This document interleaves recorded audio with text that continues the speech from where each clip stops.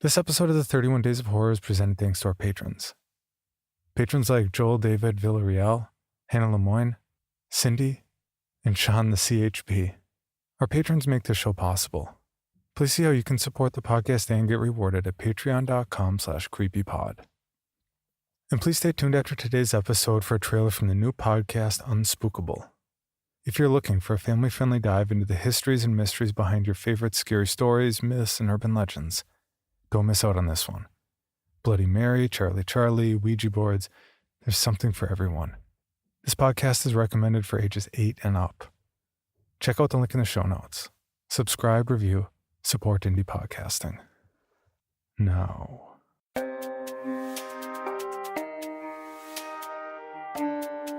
This is Creepy, a podcast dedicated to sharing the most famous, chilling, and disturbing creepypastas and urban legends in the world. Whether these stories truly happened or are simply fabrications is for you to decide. These stories may contain graphic depictions of violence and explicit language. Listener discretion is advised.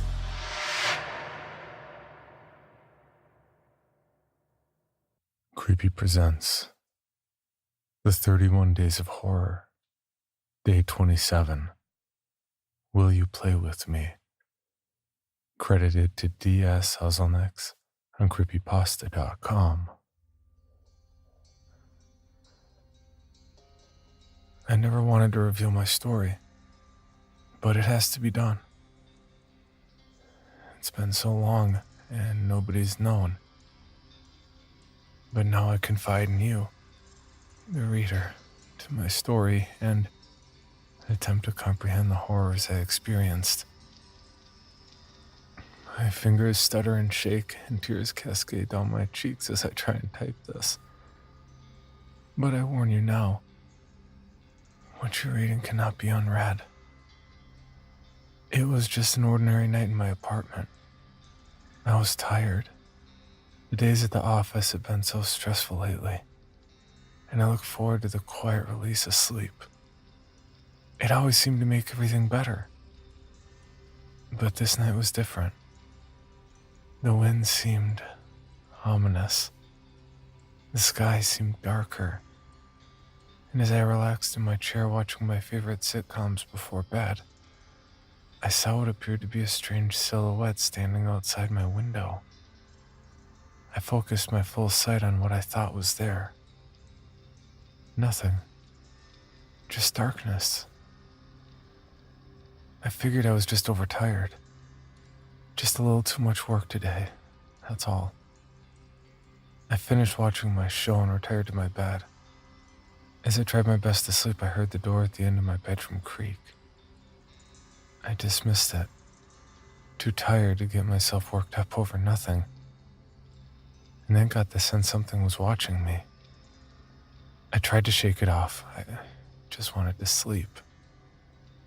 Finally, I heard something breathing heavily and slowly. At first, I thought it was me, and that I was psyching myself out. So I held my breath for a moment. It wasn't me. I jolted upward from my bed and opened my eyes.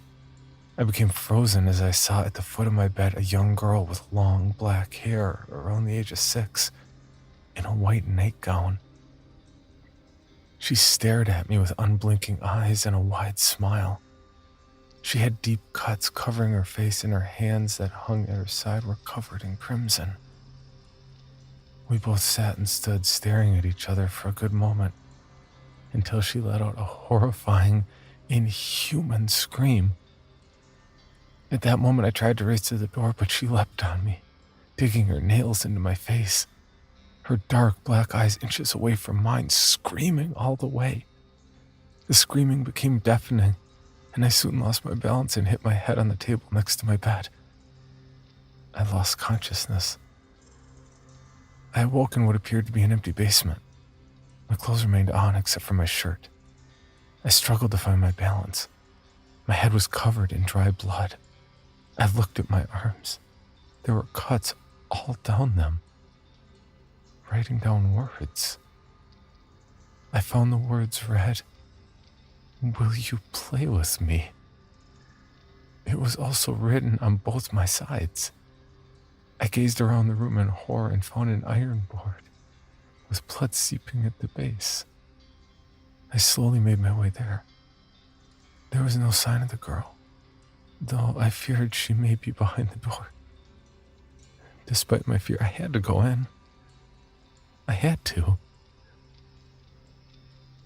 What I saw was horrifying. Bodies lay spread across the wide room all the way to the stairwell on the opposite corner. Men, women, children, all of them laying still. Cuts on their arms and legs similar to mine read, "Will you play with me?" Except these victims had something I didn't have. I looked at the nearby woman in horror. She laid on her back, her stomach split open. As I came closer, what came into my sight was a large toy fire truck, shoved in with her entrails. I choked back vomit and backed away. The man laying against the wall had metal jacks stuck into both of his eyes. His skull had caved in, and what lay next to him was a broken baseball bat, snapped in half in a pool of blood. A young boy lay lifeless in the very middle. His mouth was wide open, and sticking out of it was the beginning of a toy car track. It had been shoved down his throat. His chest was cut open, and his heart lay next to his body. In place of his heart were the dismantled pieces of a doll. I lost my control and vomited. I cried for a moment, but then the thought struck me. Where's the girl? I didn't think this, wanting to know where she was, of course.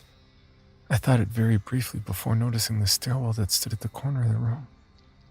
I started walking towards it, but then I stopped. Something behind me was breathing heavily. I turned around, and there stood the girl. After having stood in the corner and wait the entire time, I was examining the bodies. She then said, in a high voice that pierced my ears with terror, "Will you play with me?" She began screaming. I turned to run away, but she was on me. Knife-sharp nails driving into my back and my neck.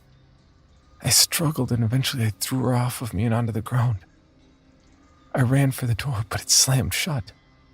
I banged on it and cursed, blood running down my back. It would not open. She was on me again. I elbowed her face. She drove her nails into my back. I managed to push her off and turn around. As she lunged, I caught her, her big black eyes inches away from mine.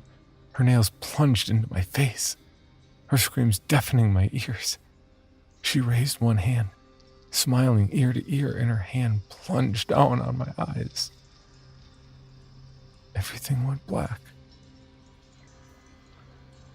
I woke up in the hospital, bandages covering my body, including both of my eyes. A police officer stood in my room speaking with a doctor. They saw I was awake and smiled. They informed me I was the only survivor of a mass murder, and that the suspect, a middle-aged man, had been captured. I told them about the girl. They said no girl was found at the scene. They didn't believe me. They told me I should rest. 2 weeks passed, and I was cleared to leave.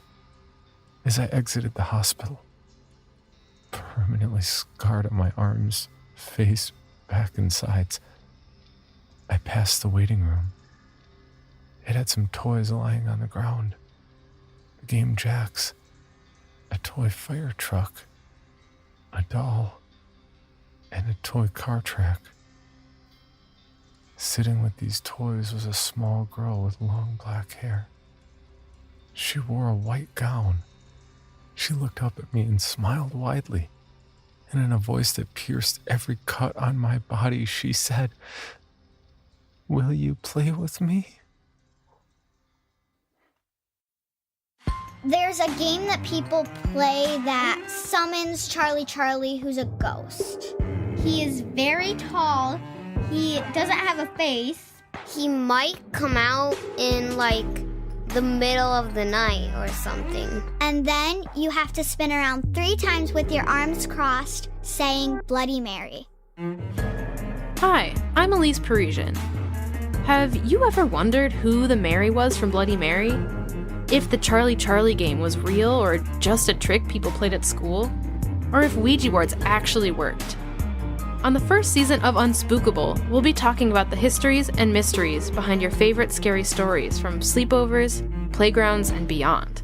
The first season of Unspookable begins on Tuesday, October 16th, just in time for Halloween. Make sure you subscribe to Unspookable now on Apple Podcasts or wherever you listen. And while you're there, give us a 5-star rating to help more people find Unspookable, part of the Soundsington Audio Network. For more information, including pictures and videos of the stories told on this podcast, or to suggest stories for future episodes, please visit us at CreepyPod on Twitter, Instagram, and Facebook, or email us at creepypod@gmail.com. All stories told on this podcast can be found at creepypastawikia.com and are protected by a Creative Commons license. Some rights reserved unless otherwise stated.